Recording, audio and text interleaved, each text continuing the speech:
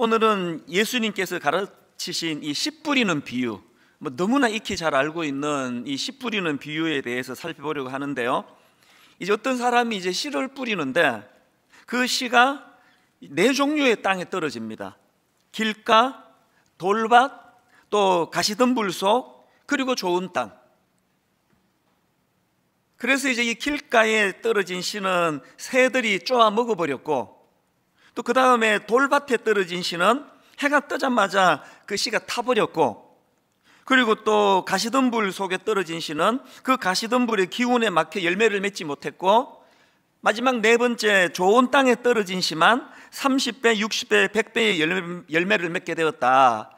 이런 간단한 너무나 우리가 잘 알고 있는 비유의 말씀인데요. 사실 이 말씀들을 제가 묵상하면서 여기에 얼마나 하나님의 깊은 또 하나님 나라의 원리 이런 것들이 담겨 있는지, 그래서 한 주만에 못 다룹니다. 이번 주, 다음 주 두 주에 걸쳐서 이 씨 뿌리는 비유에 대해서 살펴보려고 하는데요. 먼저 이제 좀 더 구체적으로 들어가기 전에 이 씨 뿌리는 비유와 관련한 두 가지 전제, 이 전제를 머리에 담아 두시는 게 좋습니다. 첫 번째 전제가 뭐냐? 이 땅의 수용성의 문제입니다. 이 씨 뿌리는 비유의 포인트는 땅의 수용성. 아시지만 성경의 전체적인 강조점은 하나님의 주도하심입니다. 인간의 어떤 이런 거 아니고요. 전적인 하나님의 주도하심이 이 성경에 크게 흐르는 강줄기 같은 거라면, 이 씨 뿌리는 비유는 포인트가 땅의 수용성입니다. 그 말씀을 받은 인간의 마음 상태, 그래서 이제 농부가 똑같은 씨를 뿌렸는데 그 씨가 자랄 수 있느냐 없느냐, 열매를 맺을 수 있느냐 없느냐, 이거는 그 땅의 수용성의 문제라는 겁니다. 지금 우리가 살펴보고 있는 예수님이 또 경험하고 계시는 그 상황으로 분석해 보면 이게 뭘 이야기하는지 금방 알 수가 있습니다. 예수님께서 이 땅에 오셔서 똑같은 말씀을 선포하지 않습니까? 네 군데다 똑같은 씨를 뿌리는 것 같이 똑같은 말씀을 선포하는데, 어떤 사람은 그 말씀에 인생이 바뀌는 겁니다. 그래서 모든 걸 버려두고 주님의 제자로 뒤따르는 결단이 일어나는데, 똑같은 씨가 뿌려졌는데도 그 말씀을 받는 어떤 사람들은 그 지난주 살펴본 서기관들 같은 부류가 그거 아닙니까? 점점 분노가 생기고 화가 나고 어떻게 죽일까? 이런 자리로 빠지는 거, 이 차이가 어디에 있습니까? 이게 땅의 수용성의 문제라는 겁니다. 이게 씨 뿌리는 비유에서 이게 첫 번째 우리가 기억해야 될 전제고요. 그런가 하면은 두 번째 전제가 뭐냐? 이 씨앗의 생명력의 문제라는 겁니다. 자, 이게 무슨 말씀인가 하면 본문 8절을 보십시오. 들으는 좋은 땅에 떨어짐에 자라 무성하여 결실하였으니 30배나 60배나 100배가 되었느니라 하시고, 자, 여기 보면은 좋은 땅에 떨어진 씨가 엄청난 열매를 맺습니다. 이게 강조하는 게 뭘까요? 이 좋은 땅에 떨어졌더니 이런 결과가 나타났다. 그러니까 오늘도 이 말씀을 받은 사람들이 그 마음밭이 옥토와 같은 좋은 밭이라면 오늘도 이 말씀은 생명력이 있어서 30배, 60배, 100배의 놀라운 열매를 거둘 수 있는 것이다. 이거는 이 씨앗의 생명력의 문제예요. 여러분들이 잘 아시지만 마가복음 6장에 보면은 예수님이 어린 시절을 보내셨던 나사렛으로 가십니다. 그래서 이제 거기서 말씀을 전하시는데 사람들이 이제 선입견을 갖고 있는 거예요. 저 지금 형제가 누군데? 어릴 때 어떤 모습이었는데? 그래서 예수님 말씀을 선입견을 가지고 듣고요, 예수님을 배척해 버립니다. 그랬더니 마가복음 6장 5절, 거기서는 아무 권능도 행하실 수 없어. 이게 지금 땅의 수용성 문제 아닙니까? 아무리 좋은 말씀이 선포가 돼도 땅에서 수용이 안 되면, 최근에 제가 우리 딸하고 같이 영화를 보러 갔는데요, 사람들이 되게 그 점수가 높은 좋은 영화였는데, 정말 딱 들어가가지고 영화 시작하고 한 10분쯤부터 깊이 잠이 들기 시작해가지고 거의 끝날 무렵에 눈이 떠졌습니다. 정말 푹 잤거든요. 그리고 너무 허탈해가지고 이 영화를 이걸 내가 본 거야 안 본 거야? 그때 내가 철저히 깨달았습니다. 영화를 아무리 잘 만들어도 컨디션이 안 좋고, 영화 볼, 예를 들어 그날 내가 좀 우울했다든지 이 영화 볼 기분이 안 난다든지, 그럴 때는 안 가는 게 좋은 거예요. 이게 바로 땅의 수용성입니다. 그래서 제가 아주 좋은 주옥 같은 영화는 컨디션 좋을 때 가야 되는 거구나. 이게 오늘 비유에 나오는 그 원리와 좀 비슷한 게 아닐까. 그래서 여러분이 땅의 수용성을 생각한다면 우리 모두가 기억해야 될 하나님 말씀이 호세아 10장 12절입니다. 너희가 자기를 위하여 공의를 심고 인애를 거두라. 그 다음 보세요. 너희 묵은 땅을 기경하라. 이 마음밭을 이야기하는 거거든요. 정말 하나님의 말씀이 내게 심기어졌을 때 그것이 능력이 되고 그것이 나를 바꾸는 역사하는 그런 생명력 있는 말씀이 되기를 원한다면 이 굳은 마음밭을 갈아야 된다는 거예요. 기경해야 된다는 겁니다. 그리고 이 씨 뿌리는 비유에서 특별히 강조하는 것은 이건 말씀을 듣는 태도와 연관된 그런 말씀을 주님이 주시는 거거든요. 오늘 주시는 이 비유의 말씀 시작이 들으라 이렇게 시작합니다. 자, 3절 들으라 씨를 뿌리는 자가 뿌리러 나가서 이렇게 시작한 말씀이 어떻게 끝을 맺느냐? 끝도 또 똑같습니다. 9절 또 이르시되 들을 귀 있는 자는 들으라 하시니라. 이 말씀의 시작도 들으라, 마무리도 들을 귀 있는 자는 들으라. 그래서 이제 몇 사람이 와서 주님 이게 무슨 뜻이옵니까? 주님이 잘 설명해 주시고는 또 마지막 23절에 들을 귀 있는 자는 들으라. 그러니까 여러분 오늘 이 본문 말씀의 전제 두 가지로 땅의 수용성의 문제와 씨앗이 가진 생명력의 문제, 이거 좀 더 구체적으로 말씀을 드리면 이 말씀 듣는 태도가 그 말씀이 가지고 있는 생명력을 누릴 수 있게 하는 결정적인 요인이라는 겁니다. 이 말씀 듣는 태도. 그래서 제가 오늘 설교 제목을 말씀 안에 있는 생명력을 누리자. 여러분 저는 정말 이 설교 제목을 막 진심으로 어떻게 이거 표현하면 좋을지 모르겠는데요, 오늘 예배드리는 모든 성도님들 심령 속에 이 하나님의 말씀이 가지고 있는 이 생명력, 이 생명력을 마음껏 누리면서 신앙생활 하시는 성도님들이 되시기를 바랍니다. 이게 우리 예수님의 소원 아닙니까? 요한복음 10장 10절 도둑이 오는 것은 도둑질하고 죽이고 멸망시키려는 것뿐이요 내가 온 것은 양으로 어떻게 해요? 생명을 얻게 하고 더 풍성히 얻게 하려는 것이라. 이게 우리 주님의 우리를 향하신 소원이에요.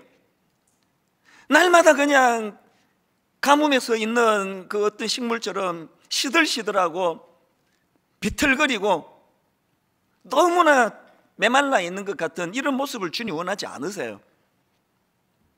그 주님의 마음을 사도 바울이 너무 잘 알기 때문에 에베소서 3장 19절 그 너비와 길이와 높이와 깊이가 어떠함을 깨달아 하나님의 모든 충만하신 것으로 너희에게 충만하게 하시기를 구하노라. 뭐 무게감으로 치면 사도 바울하고 저하고 뭐 비교하는 것 자체가 어불성설이지만 공통점이 있습니다. 사도 바울의 그 심정이 제 심정이에요.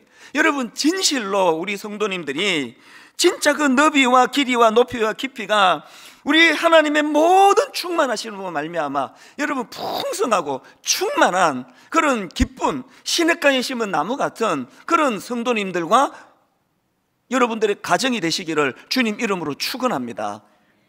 제가 이런 마음의 소원을 가지고 그것이 구현되기 위해서는 이 말씀 안에 있는 생명력, 이 말씀 안에 있는 이 생명력을 누려야 되는데 여러분들이 정말 이 말씀 안에 있는 생명력을 누리시기 위해서 꼭 기억해야 될 두 가지 사실, 정말 이것이 마음에 새겨지고 그래서 말씀 안에 이 생명력을 누리는 성도님이 되시면 좋겠는데요, 첫 번째, 말씀 안에 있는 생명력을 누리시기 위해서는 말씀에 대한 건강한 수용성이 회복돼야 됩니다. 이 건강한 수용성, 계속 제가 지금 강조하는 표현 아니겠습니까?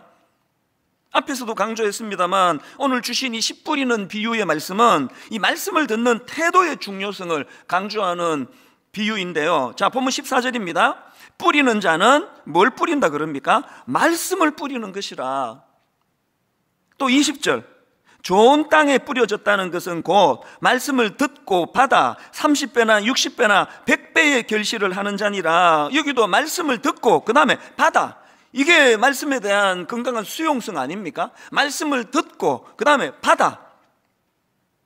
그런가 하면은 오늘 본문 4절을 보십시오. 뿌릴새 들어는 길가에 떨어짐에 새들이 와서 먹어버렸고, 그래서 몇몇 사람들이 찾아가서 주님 이게 무슨 뜻입니까? 그랬더니 주님이 15절에서 설명합니다. 말씀이 길가에 뿌려졌다는 것은 이들을 가리킴이니 곧 말씀을 들었을 때에 사탄이 즉시 와서 그들에게 뿌려진 말씀을 빼앗는 것이요.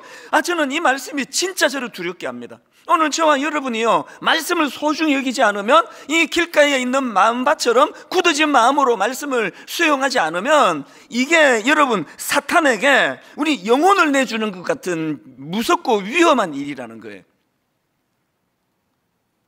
교회, 우리 학교를 빌려서 써보니까요, 자기 건물이 없어가지고 주중에 체육대회, 친선 탁구대회 이런 거 안 해도 전혀 문제가 없고요. 여러분 좀 내성적이래 가지고 막 넓은 교재 폭이 없어서 약간 또 외롭기도 하고 다 괜찮아요. 그러나 절대로 놓치면 안 되는 거, 이 말씀에 대한 갈급함입니다. 어떻게 해서 내가 이 말씀을 내가 소중히 여기고 이 말씀의 수용성이 있지 않으면 이게 내 마음밭이 사탄의 놀이터가 돼버립니다. 주변을 한번 보세요. 말씀이 자리 잡지 못하는 그 심령은 그냥 진공 상태로 있는 게 아닙니다. 그래서 이 말씀이 저를 참 두렵게 하기 때문에, 어쨌든 간에 제가 첫 번째 전제로 드렸던 이 땅의 수용성, 어떻게 해서든지 간에 말씀이 내 마음에 자리 잡기를 원합니다. 이런 면에서 저는 히브리서 4장 12절, 하나님의 말씀은 살아있고 활력이 있어. 하나님의 말씀은 살아있고 활력이 있어. 저는 이 표현이요 진짜 너무너무 좋아요. 어떨 때 좀 울적할 때마다, 어떨 때 마음이 좀 가라앉을 때마다 하나님의 말씀은 살아있고 활력이 있어. 좌우에 어떤 날선 어떤 검보다도 예리하여 혼과 영과 관절과 골수를 찔러 쪼개기까지 하며, 제가 이 말씀으로 은혜를 받고 있으니까 하나님께서 이 시청각으로 찬양을 제게 들려주시는 겁니다. 전능하신 나의 주 하나님은 능치 못하실 일 전혀 없네.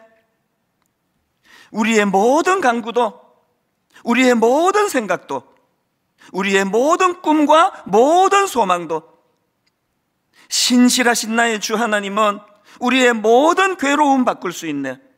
불가능한 일 행하시고 죽은 자를 일으키시니 그를 이길 자 아무도 없네. 여러분 기왕 예수 믿는데 이렇게 선포하고 이렇게 노래하면서 하시면 얼마나 좋겠습니까? 예수 그리스도를 내가 영접했는데 그를 이길 자 아무도 없는 능력의 주님이 내 주님이시기 때문에, 정말 이 찬양 가사가 여러분의 삶의 고백이 되고 싶으면요, 그 다음 가사를 놓치시면 안 됩니다. 아시잖아요? 주의 말씀 의지하여 깊은 곳에 그물 던져 오늘 그가 놀라운 일을 이루시는 것 보라. 주의 말씀 의지하여 믿음으로 그물 던져 믿는 자에게 능치 못함 없네. 저는 우리 청년들, 청소년들을 너무 사랑하기 때문에 제 노래가 꼭 랩 같지 않으세요? 우리 젊은이들이 거부감이 없으면 이런 노래를 들으면 그 끝까지 다 안 부르고 중간에는 가사를 불러드리는 게 여러분을 향한 저의 배려 아닙니까? 주의 말씀 의지하여, 주의 말씀 의지하여. 오늘 여러분 이 말씀이 생명력이 있어 시들시들 죽어가는 그 영혼들을 살려내는 능력이라는 것을 이론이 아니라 삶 속에서 경험하게 되시기를 바랍니다. 그래서 사도 베드로는요, 베드로전서 1장 23절, 너희가 거듭난 것은 썩어질 씨로 된 것이 아니요 썩지 아니할 씨로 된 것이니 살아있고 항상 있는 하나님의 말씀으로 되었느니라. 여러분, 우리를 거듭나게 하는 도구도 말씀이고요, 여러분 우리 안에 새 생명을 창조하는 능력도 이 하나님의 생명력이 있는 말씀을 통해서 이루어지는 겁니다.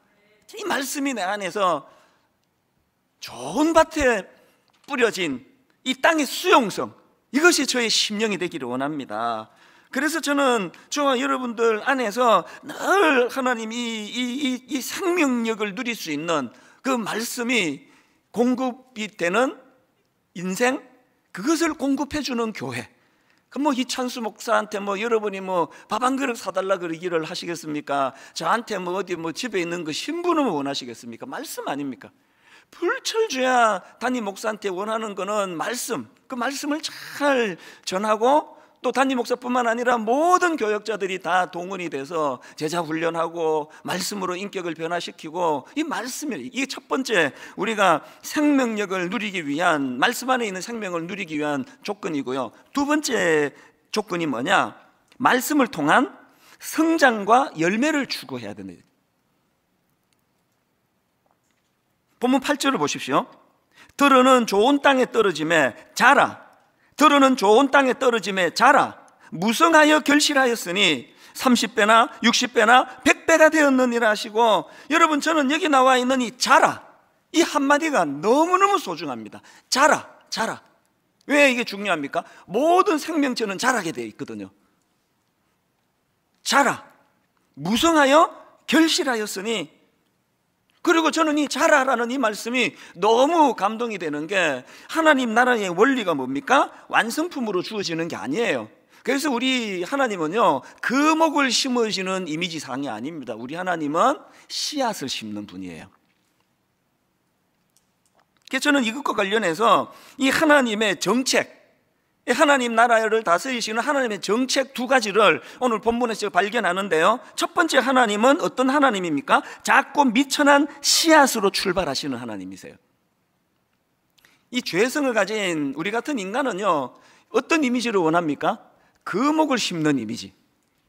근데 우리 하나님은 씨앗을 심으시는 분이세요. 그래서 여러분 아시지만 성경에서 묘사되는 하나님 나라 이 비유 같은 걸 보면 씨 혹은 씨앗으로 하나님 나라를 설명하는 구절들을 볼 수 있지 않습니까? 그 대표적인 케이스가 마태복음 13장 31절 32절.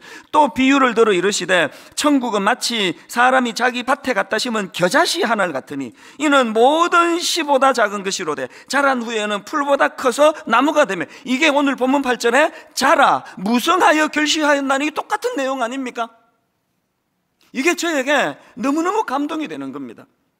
우리는 자꾸 세상의 영향을 받아가지고 뭐 거목을 심는 이미지. 하나님은 그렇지 않으세요. 이제 다음 주면은 1만 성도 파송 운동의 이 첫걸음이 이제 시작되는 거 아닙니까? 4월 첫 주부터. 제가 분당 우리 교회를 이제 이 30개 교회로 분립해야 되겠다, 그런 마음의 소원을 가지고 이제 당회에서 이거 의논하기 시작할 때, 우리 교회 안에 있는 부교역자들 중에 좋은 분, 또 적절한 분들이 15분 정도, 절반 정도를 하고, 또 외부에 있는 좋은 분들이 한 15분이 오시면 조화가 잘 이루겠다. 그렇게 이제 당회랑 의논할 동안에 하나님이 제 마음에 맨 처음에는요, 제 마음에 어떤 욕심이 있었냐면, 한 40대 중후반에 담임 목회 잘하고 있는 아주 유능한 이런 목사님을 내가 15분을 스카우트 해야 되겠다. 사실 제가 또 마당발 아닙니까? 전국을 뒤져가지고 15분 모시는 거 이번 한 주간이면 다 할 수 있습니다. 그리고 사실은 또 한두 분하고 이런 언질도 제가 주고 대화도 나눠보고 그런 시도도 또 없었던 것도 아니에요. 그랬는데 하나님이 제 마음을 교정시켜 주세요. 그게 옳은 생각이 아니라고. 그래서 이제 담임 목사 중에서 모신 게 아니라 부교역자들 중에서 외부에 15분을 청빙한 거거든요. 왜 담임 목사, 유능한 담임 목사 모시는 게 이게 옳지 않다고 생각했냐 하면 두 가지 이유가 있는데요. 첫째는, 그럼 그 교회는 어떡합니까? 우리 교회 잘 되자고 지금 교회가 열정적으로 담임 목사님과 함께 교회가 성장하는 그 목사님을 내가 스카우트 해버리면은 그 교회는 어떻게? 우리 교회 잘 되자고 남의 교회 흔들리게 하는 게 이게 옳은 건가? 이건 아닌데. 더 중요한 두 번째 이유가 있습니다. 그게 바로 오늘 본문의 하나님 나라 원리예요. 남이 다 키워놓은 거 갖다 쓰는 건 세상의 논리예요. 하나님은 거목을 심는 게 아니라 씨앗을 심는 분이에요. 그래서 비록 아직은 나이도 더 젊고 비록 아직은 막 그런 큰 목회 경험은 안 해봤다 할지라도 이제 저와 우리 모든 성도님들이 힘을 합해서 그분들을 잘 섬겨드리고 그분이 더 잘 영적으로 자라고 성숙해질 수 있도록, 이거 신나는 거 아닙니까? 그렇기 때문에 여러분, 이제 내년에 우리가 출발하게 될 1만 성도 파송운동 모든 교회들은 어떤 이미지예요? 거목이 와가지고 성도들을 섬기는 게 아니라 같이 성장하는 교회. 멋지지 않아요? 담임 목사도 점점 성장하시고 성도님들도 점점 성장하시고 이런 꿈을 꾸니까 이게 너무 좋은 거예요. 왜? 이게 하나님의 이미지니까, 이게 하나님의 일하심이니까요. 씨앗을 심으신 하나님. 근데 사실 이게 발에 땅을 딛고 살다 보니까요, 이 틈틈이 이제 자꾸 퀘션 마크가 생기는 거예요. 그래도 좀 알려지고 목회 잘하는 분들을 모시는 게 좋았을까? 이런 질문이 제게 자꾸 들고요. 그리고 또 이제 막 물밑에서 이런저런 또 좀 일들이 자꾸 일어납니다. 당연히 그렇죠. 30명이나 모였으니까. 바로 이틀 전입니다. 이게 참 하나님 일하심이 저는 너무 신비롭다 생각하는데요. 이제 이틀 전 금요일 날 이제 일만서도 파송운동 원래는 3차 설명회를 이제 녹화를 하기로 했고요. 그리고 이제 오늘 이틀 뒤에 전 성도에게 이 30개 교회를 이제 선포하려고, 그리고 4월 첫 주부터 이제 출발하려고 하는데 너무 신기합니다. 딱 당일이에요. 금요일 날 외부 15 목사님 중에 한 분에게 사정이 생긴 거예요. 그래서 합류할 수 없다는 겁니다. 그 금요일 날 말로 이 당황스러움. 사실 이틀밖에 안 됐는데, 안 남았는데, 그럼 제가 이제 이 30명을 채워, 이 모양새가 이 30이 이게 끝이 맞는 거 아닙니까? 그래서 제가 어디 한 명 없나 막 수소문해서 하나 껴맞추고는 아무 일도 없었다는 시 하는 게 옳은 건가? 그래서 눈물로 하나님, 이 30이라는 숫자가 이것이 우상이 되지 않기를 원합니다. 이틀 전에 이런 일들이 일어나게 하신 분도 하나님이신 줄 믿습니다. 그렇게 하고 29교로 가겠습니다. 있는 그대로 하기로 했습니다. 이게 이틀 전 일이에요. 그러면서 또 마음에 이제 퀘션 마크가 자꾸 생기는 겁니다.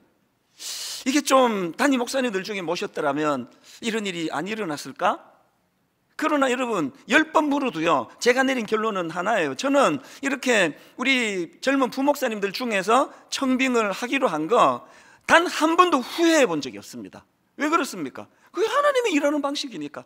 남이 다 키워놓은 거 갖다 쓰는 것보다 우리가 정말 정성을 다해 함께 기도하면서 그 목사님들이 세워져 가도록, 이 30 목사님들, 29 목사님 하나같이 다 너무 순수하세요. 그리고 잠재력이 제 눈에는 보이거든요. 4월 첫 주서부터 여러분 이제 경험하게 될 이 교구 목사님들, 주님 이름으로 같이 기도하면서 같이 성장해야 되겠다, 이런 꿈을 꾸시는 성도님들이 되시기를 바랍니다. 그런가 하면은 두 번째로요, 하나님의 일하심을 보니까 하나님은 비효율적으로 일하시는 분입니다. 제가 이 비효율적이라는 표현을 쓰고는 궁금해가지고 국어 사전을 찾아봤습니다. 이렇게 설명하더라고요. 비효율적, 들인 노력에 비하여 얻은 결과가 만족스럽지 못한 것, 이게 비효율이래요. 이게 물론 이게 상징적으로 산술적으로 드리는 말씀이지만, 지금 여러분 그 농부 되시는 주님께서 길가에와 돌밭과 가시덤불과 좋은 땅, 그래가지고 결실 맺은 건, 이건 그냥 단순한 기계적으로 제가 하는 이야기지만 25%밖에 안 돼요. 이게 아까 말씀드린 들인 노력에 비하여 얻은 결과가 만족스럽지 않은 거 아닙니까? 하나님은요, 비효율적으로 일하시는 분이세요. 영혼에게 무게가 있기 때문에. 지난주 사실은 제가 이걸 깨닫고 길 가다가 막 울었어요. 길 가다가. 지난 한 주는요, 이제 일만서도 파송 운동을 이제 코앞에 두고 있으니까 이제 막 자꾸 걱정이 자꾸 찾아오고, 이제 부정적으로는 또 그런가 하면은 또 하나님 일하심에 대한 막 기대감이 또 막 저를 막 마음을 또 동요를 시키고 그래가지고요, 이게 없던 불면증이 왔어요. 내 평생에 불면증이라는 건 없다고 자랑했더니 요 입이 문제예요. 이게 진짜 괴롭더라고요. 제 아내도 되게 힘들었습니다. 잠이 안 오니까, 이게 이제 모든 필름이 끄고 불 꺼지고 이래야 잠이 오는데 계속 가슴이 뛰고 이러니까 잠이 안 오는데, 내일 또 막 스케줄을 보면은 이게 막 엄청 쉬지도 못하고 강행군인데, 그래서 이제 서재에 있다가 이래 갖고는 안 되겠다, 강제로도 자야 되겠다, 그래서 이미 잠들어 계시는 그 귀하신 분을 깨우게 될까봐 조심조심 그 불 꺼진 데 더덩거리면서 들어가서 겨우 누웠는데, 정신이 말똥말똥해지니까 답답해 죽겠더라고요. 한 15분 있다가 막 도저히 못 참겠다 그래 또 조심조심 또 나와가지고 또 서재에 앉아 있다가 1시간 지나가지고 이 일이 내일 이래갖고는 안 되는데, 그래가지고 또 들어갔다가 나왔다가 아침에 보니까 다 알고 있더라고요.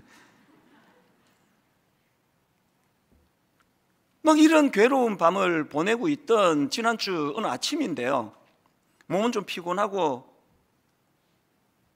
그래서 이제 이게 좀 걸어야 되겠다. 그래서 출근하면서 일찍 나서가지고 삐 둘러서 이제 그렇게 걸어가다가 이 말씀을 묵상하다가 길 가다가 이 한 군데서 제가 눈물이 나기 시작했어요.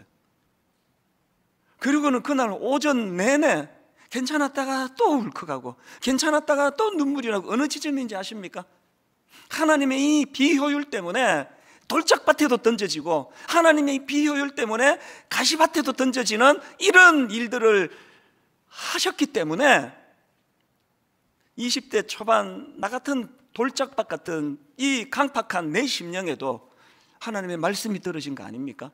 그래서 제가 이걸 깨달으니까 저를 구원해 주시기 위한 하나님의 비효율, 하나님의 효율이 떨어지는 그 일이 이게 은혜였구나. 그러면서 이 길은 계속하고 있는데 머리에 막 돌아가는 생각이 뭐냐 하니까, 제가 왜 눈물을 흘렸느냐, 오늘 본문에서 우리 주님이 가지신 이미지는 씨 뿌리는 분의 이미지예요. 농부의 이미지예요. 그런가 하면 또 한 가지 제가 깨달았는데요, 오늘 본문에서 우리 주님의 이미지는 그 돌밭을 옥토로 바꾸어 주시는, 돌밭을 좋은 밭으로 바꾸어 주시는 역할을 하는 이미지가 떠올려지니까 십자가가 딱 나오는 거예요. 주님의 십자가는요, 그 비효율적인 돌밭에 떨어진 그 씨를 건져내기 위하여 사용하신 도구가 십자가더라고요. 이 은혜를 받았던 내가 더 효율적인 부목사를 모집해야 되겠다, 더 효율적인 장로를 만나야 되겠다. 효율, 그게 제자의 모습이 아닙니다. 여러분, 다시 말씀드립니다. 하나님의 나라는요, 효율적으로 잘나고 똑똑하고 마음밭이 부드러워 말씀만 던지면 수용하는 이런 사람들만을 모아놓은 것이 아니에요. 너무 고집덩어리고 도대체 하나님 말씀을 알아들어 먹지를 못하는 젊은 시절에 저 같은 사람에게도 하나님의 비효율이, 1만 성도 파송운동이 선포가 되고 이제 오늘 오후 예배가 끝나면은 29개 교구 지역과 담당 목사님들의 명단이 이제 다 오픈이 될 것입니다. 이분들이 제비뽑기로 그렇게 지역을 결정했는데, 그 당시 30명의 목사님들이 정말 지역 하나하나를 놓고 얼마나 노심초사하며 마음 졸이며 기도하며 정했는지 모릅니다. 몇 가지 원칙을 갖고 하자 우리가. 그래서 이게 첫 번째 원칙 중에 제일 강한 원칙이, 큰 교회가 갈라먹기 하듯이 500 그렇게 나눠먹기 하듯이, 이거 절대 안 된다. 비슷한 원리가 두 번째 원리인데요, 성도님들이 계시는 그 자리로 찾아가자. 이거는 효율로는 어렵습니다. 예를 들면은 제가 몇 년 전에 그 김포 지역을 제가 신방을 갔는데, 이게 뭐 아시잖아요. 막히면 뭐 2시간, 3시간 걸리는 거리에, 거기에 놀랍게도 다락방 몇 개가 있더라고요. 그래서 제가 가서 잠깐 예배를 인도하고 교제를 하는데 어떤 한 분의 말씀이 내 귀에 쟁쟁쟁쟁쟁쟁 거리는 겁니다. 목사님, 교회가 너무 멀어요. 이쪽 지역에도 분리 개척 좀 하나 세워주세요. 몇 년 전에 하신 그 말씀이 떠오르는 겁니다. 이번에 29개 교구로 조정이 되면서 1교구가 김포 지역입니다. 제비뽑기 해가지고 그 먼 김포 지역 모든 활동을 여기서 한 우리 교회 출신의 목사님이거든요. 너무 제가 은혜를 받습니다. 그 먼 김포 지역, 요 뭐 가까운 지역에 배정을 받으면 성도 숫자가 당연히 많죠. 근데 이게 뭐 말도 안 되는, 비교가 되는 적은 숫자로 김포 지역을 배정받은 그 목사님이 참 지난 금요일날 저한테 그런 고백을 하더라고요. 이런저런 생각이 겹치지 않은 건 아니지만 근데 그 지역에 하나님 주시는 소망이 생긴다고. 이게 비효율이에요. 하나님 나라의 비효율. 그런가 하면은 마지막 세 번째로, 이거 가장 중요하다 생각합니다. 이제 지역으로는 우리가 범위를 정했지만 이제 2학기 들어가면은 이제 장소 정해야 될 거 아닙니까? 어느 지역에 주소 나와야 될 거 아닙니까? 우리가 같이 기도하면서 결의하고 싶은 게 그거고 결의하고 있습니다. 이제 그 지역의 작은 교회들, 우리가 들어가게 될 그 이웃의 미자리 교회들에게 하나님의 이름으로 그들을 섬길 수 있고 같이 협력할 수 있고, 이런 방안이 나오기 전에는 우리 들어가지 말자, 이거 발표하지 말자. 물론 우리의 각오를 말하는 거죠. 왜? 하나님 나라는 어느 지역 가서 어떤 교회가 성도들을 다 그냥 쓸어 담는 이런 세상의 논리가 아니라 함께 성장하고 함께 씨가 자라고 그런 일들이 이제 구현이 되리라고 저는 믿습니다. 그래서 저는 말씀을 이렇게 마무리하기를 원합니다.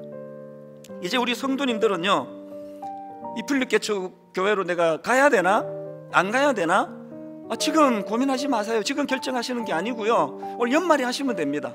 그리고 안 가시면 되고요, 동네 작은 교회로 가셔도 되고요. 지금은 누리실 때예요.